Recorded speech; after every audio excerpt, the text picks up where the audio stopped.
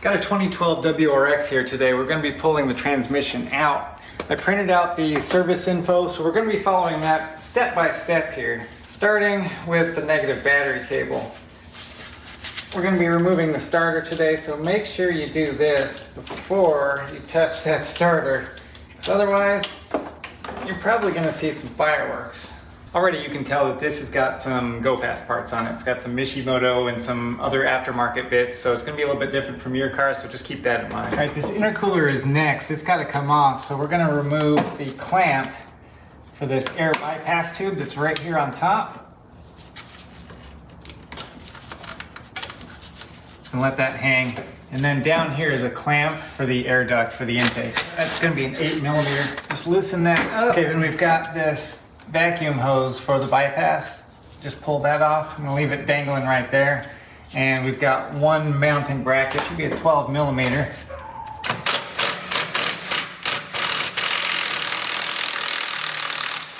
Yep. That's loose on that side. Now let's get on this side with the turbo. 2 bolts holding it onto the turbo.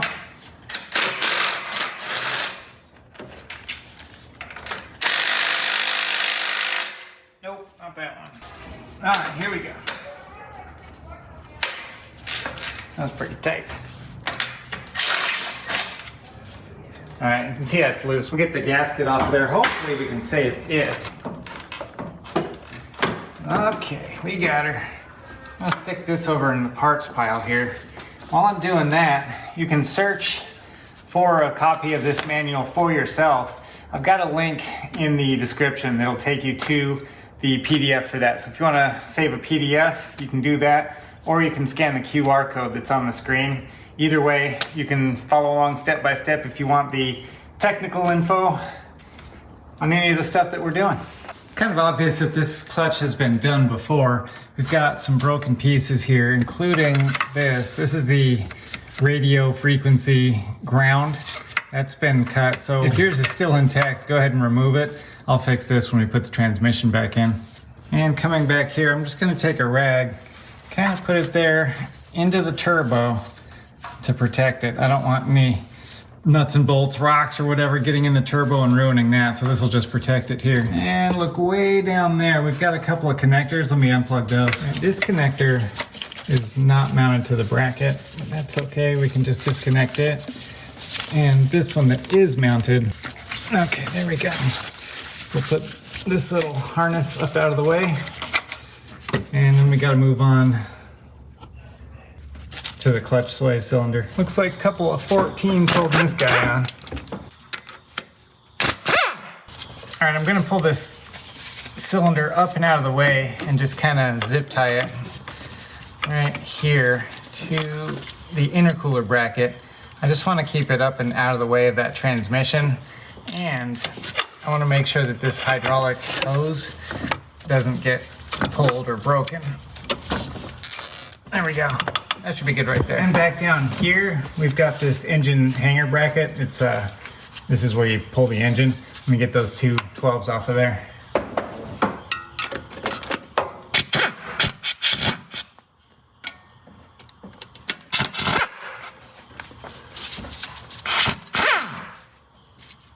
Okay, now we can move on to the starter right back in here. You see it? Let's get the 1 and 2 bolts off of there. These are 14mm. I'm gonna crack this top one loose.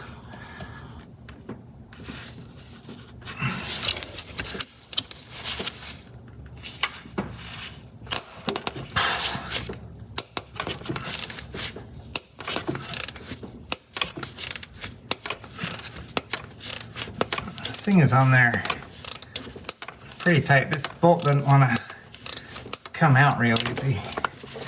Don't know why. Makes me a little bit nervous. If you run into a problem like this with a bolt that just doesn't feel right, stop what you're doing. Think about it. Just take a minute and try and come up with the best solution for your problem, because if you just, go with an impact and just run this thing off, man, I'm telling you what, you're gonna regret it. Now, I still might break this thing. It might pull the threads out, might break, I don't know, but doing the best I can. to not break anything. And the more I go back and forth with this, the better it's starting to feel. You can hear a little bit of squeakiness there. And when it starts getting real tight, real hard to pull, I just switch directions. So this might take me 10 minutes to pull this bolt out, but if that saves me an hour in thread repair, it's worth it. I'm starting to get suspenseful here, like what does this bolt look like? I can't wait to see. I'll show you what it looks like when I finally get it out of here. You know what they say, cross threads is better than Loctite. I turned the camera off for a little while, kept going in and out, spraying it, in and out, spraying it. This is probably been at least a dozen, maybe more cycles of doing that. And I just felt it starting to give way. It's coming out pretty easy. I've got it with my fingers now. So, drum roll please. I am curious to see, did they cross thread it and just yeet it all the way in there? Or is this thing corroded?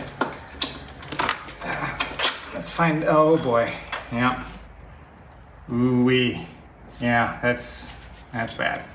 All right, see all that? That's aluminum stuck in those threads. Well, I'm gonna try it with a thread repair kit to see if I can get enough thread back in that aluminum block to hold this in there. Or I'm gonna have to do a helicoil or something like that. Let me get you in real close here to see what we're doing. I've got the starter, it's hanging right by this bracket, just by a zip tie. Now we gotta remove this dog bone here. This is a pitch arrestor, I think is what they call it. It just keeps the engine from rocking back and forth, but it's gotta come out because it's attached to the transmission. Let's see, is it a 14 like the starter? Yes, sir. Wow, that one's on there, hold on. Oh boy. Getting all, oh, there's a nut on the back. Let me hold that. Subaru is not big on welding their nuts in place. They like to have them just loose if they can get away with it. And it probably saves 13 cents or so per car. That's okay. I still like Subaru. I've got Subaru respect. All right, there's that. I think I'm gonna go ahead and pull it from here too because I have an idea. I think you're gonna like it. It's kind of a DIY hack. The nut for this one looks like it is welded to the chassis or attached in some way. That's good. Now this is that broken ground, so I'm not worried about breaking it anymore. Someone remind me to fix that when I put this transmission back in.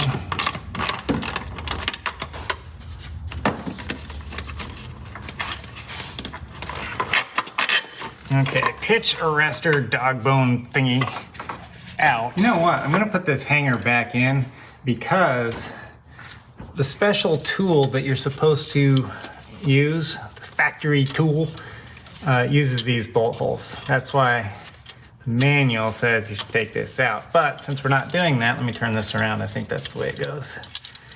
Forget already. Anyway, yeah, that's it.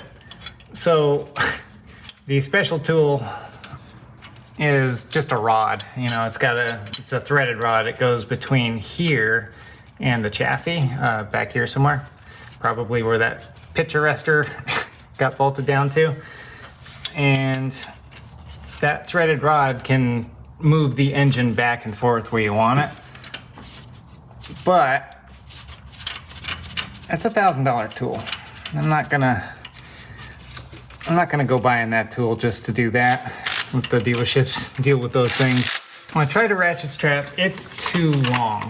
And I don't want to buy a shorter one because you know why I don't want to buy a shorter one. So I'm just gonna use this little piece of nylon strap. You can use a rope, you can use a ratchet strap, whatever you got. It's just gonna get attached here. And there's the little hook right down here. All right, so we've got this in place now. When we're ready, we can tighten this up and we can pitch the engine the way that we want to. Until then, I'm just gonna leave it hang. All right, and the last thing that we need to do now is get to the transmission bell housing bolts that are up top here. We've got one here and one right over here by the turbo. So let me grab those. See what size this guy is. Yep, 14, just like the other. Uh-oh. A little scared, a little scary. Don't tell me they cross-threaded all of these things. I hope not. Oh, son of a... Are you serious? Get this dipstick out of the way. I don't want to be breaking stuff. Come on, baby. I know you want to come out of there.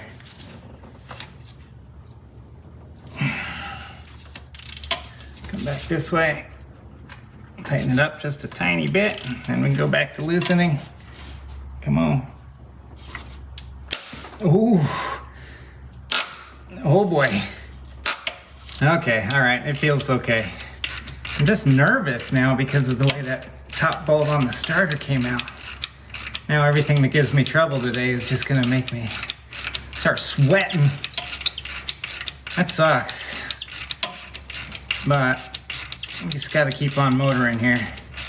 Oh yeah, the threads, they're a bit boogered up. They're not bad, but they're also they're not factory. Here we go. Yeah, that one wasn't quite as tight. And I suspect it has something to do with its location. Make it a little bit tougher to get that thing in there and tighten it up. Just, I have barely any room to ratchet this thing. All right, we're under the car now. So I've got my shop teachers on. Got the air. We're going after the exhaust. Now, depending on if you have a custom or OEM exhaust, it's gonna determine which part of it you remove. I've gotta go all the way from the downpipe across because that's the way this one is. But basically what you wanna do is get any part of the pipe that's underneath the drive shaft and transmission. So whatever you gotta do to get access to those things, that's what you gotta do.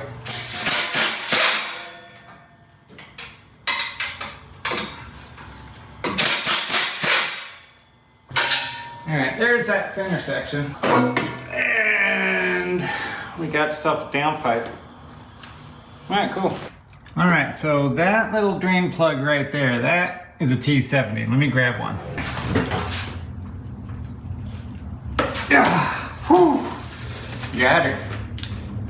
Got it. Not without struggling. Let's see what comes out of here.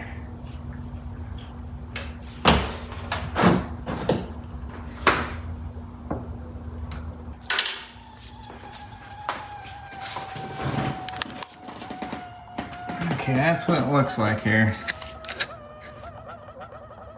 Not too bad. Got a lot of metal.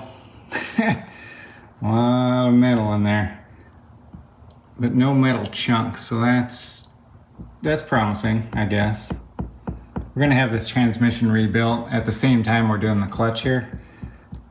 Because we lost fifth and reverse. Like that is where your chunks are, right on top of that magnet. This is that drain plug. Yep, look at that. It is nasty chunky. All right, let's move over to the ball joints here. We're gonna have to disconnect both of these and the sway bar links up here.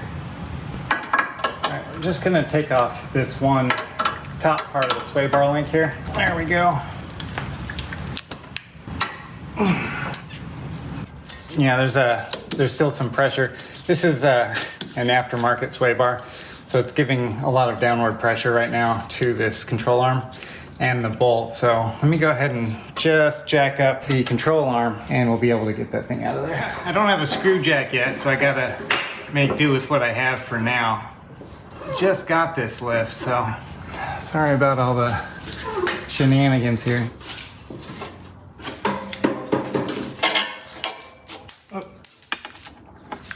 Lost one of the washers. Florida man makes homemade jack. Kills 7, news at 6.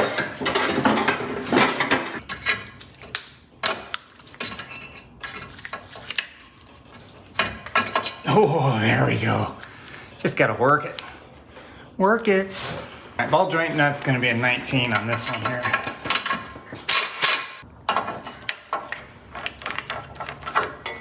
All right, if I have to break something, I'd rather it be the ball joint, but this might go ahead and pop it without breaking anything.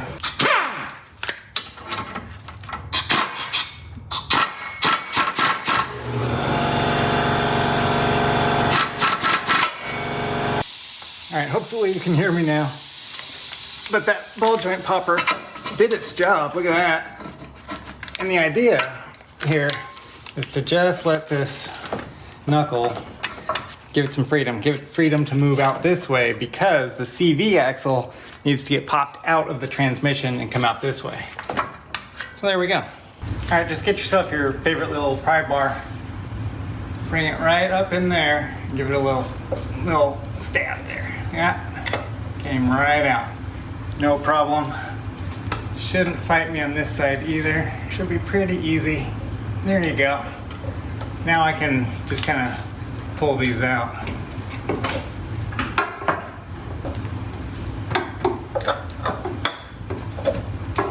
There we go.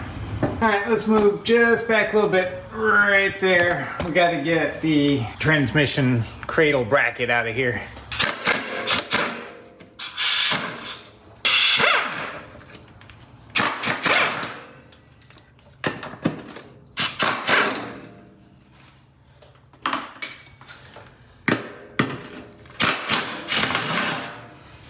Looks like I need to remove this heat shield too for the exhaust, and that's gonna be not a 14, probably a 12. Okay, yep, they're a 12. If I was paying attention to those instructions in the shop manual, I would have known this. Oops, wrong direction.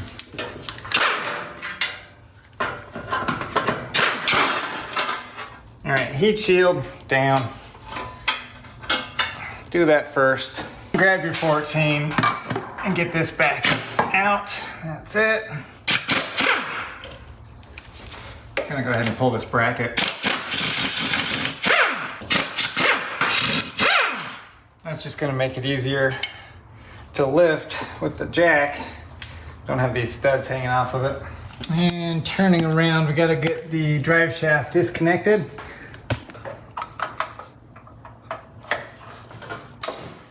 Okay, once you get them cracked loose, they should spin out pretty easily. I can imagine this is going to be a lot more difficult if you're lying on your back in the driveway. You got to jack this thing up pretty high to get in there. But if you're able to do it lying on your back, you should be able to get this thing done without too much trouble. Stuff isn't that heavy, and really, there aren't any special tools or anything that you need for this job, other than that crazy engine holding tool, that piece of all thread that they charge $1,000 for. Other than that, it's going pretty well so far. We've got this carrier bearing. Let me show you. There's that little guy. Just got a couple of bolts. I'll pull those out.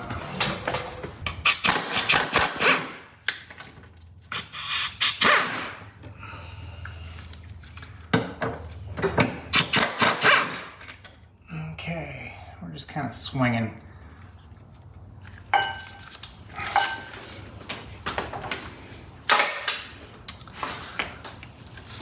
This doesn't weigh a whole lot, and it's already loose inside the transmission. Let me show you.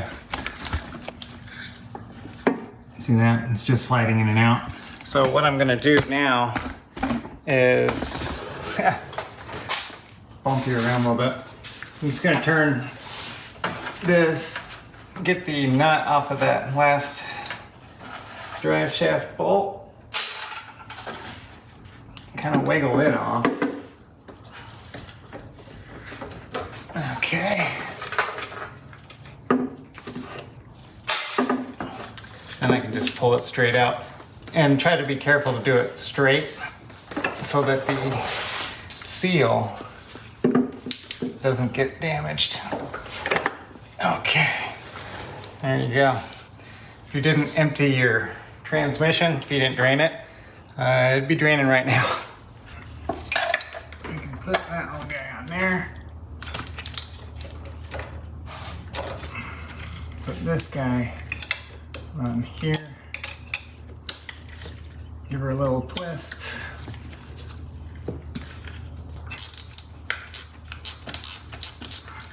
All right, feels like I got her. Let's go ahead and get that little locator bar off of there, and then we can get our shift linkage off.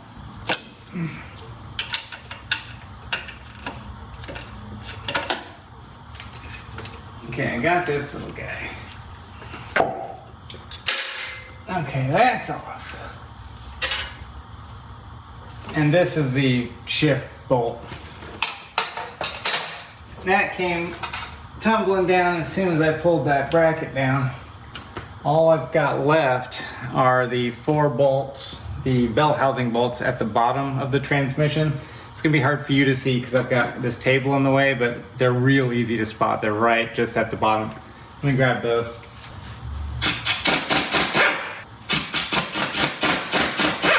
You can reach in right through the wheel well to grab these things. It's pretty easy. Okay, I'm gonna go ahead and lower this a little bit. There we go. And then what I'm gonna do is move the engine back with that strap. Remember that strap we tied up there? Let me show you. So here we go. I'm just gonna kind of give it a pull and a push at the same time. Pull on the strap, push on the engine. And it might just be enough to get it where we want it. I don't have the table under here because it was in my way. I just want to see if I can separate it just a little bit.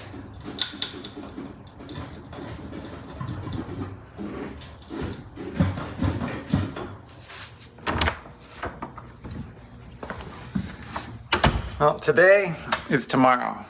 I got a little bit stuck yesterday. The transmission is just kind of hanging out there. There's nothing holding it up other than the input shaft and the jack, the table. I got a little bit frustrated trying to get it down. It's just kind of stuck there. So got late, I called it quits, but I had an idea. Let me show you. All right, underneath the car, you can see a strap. I've got that wrapped around this super sturdy cross member for the rear differential. And this strap goes all the way forward to here. Now, I wrapped another strap around the transmission because I didn't want this one to damage it. There's wires up there, sensors, things like that. So I wrapped this around the transmission, around where there's no wires, and then I hooked the big strap to the little strap, okay? So what I'm gonna do, still got the pry bar here, and that was working a little bit. What I'm gonna do is use the pry bar if I need to, and I'm just gonna crank this thing out. Hopefully that'll pull this transmission out in a controlled way so it doesn't end up falling on the floor because I don't have the table under it at the moment. Okay, just gonna crank on this thing slowly and watch the progress. Hopefully there is progress.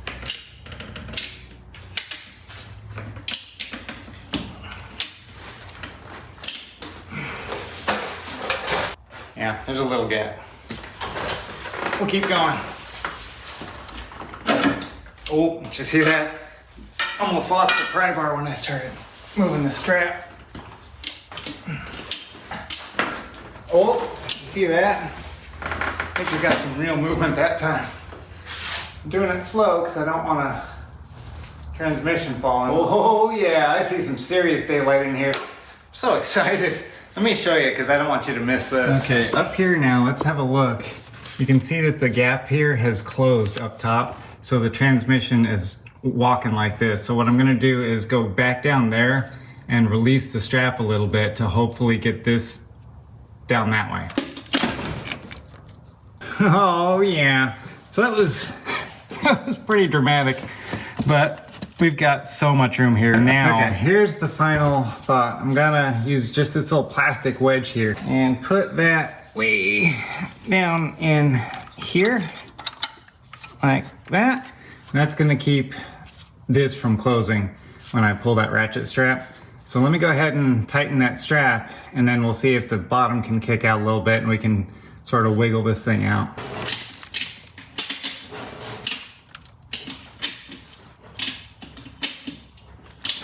Oh yeah! How you like me now, transmission? I've got the transmission supported on the lift now, on the lift table. And we're just gonna keep on cranking.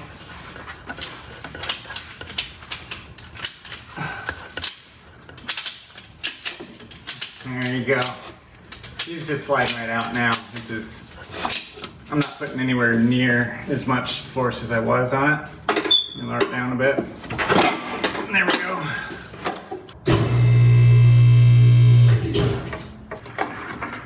All right, looking good. Okay, we're clear of those axles. That was what was hanging us up there. Now we got her. All right, here's what she looks like. These pins right here, let me focus you in. That's what was giving us the most trouble in the beginning.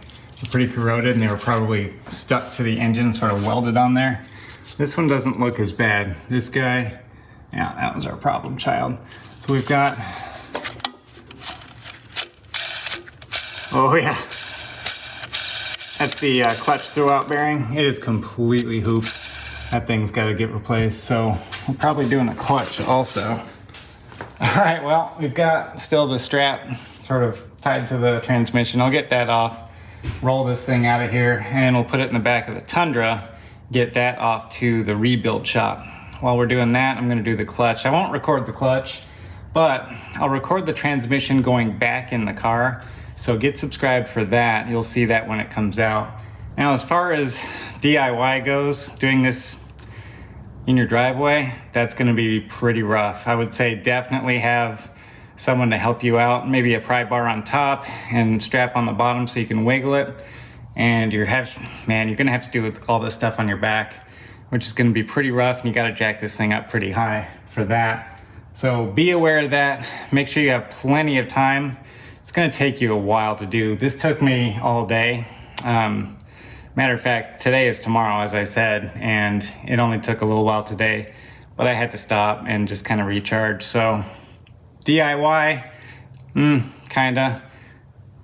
But if you're patient and you're willing to just push through when it gets tough, yeah, I think you can do it. So until next time, thanks for watching.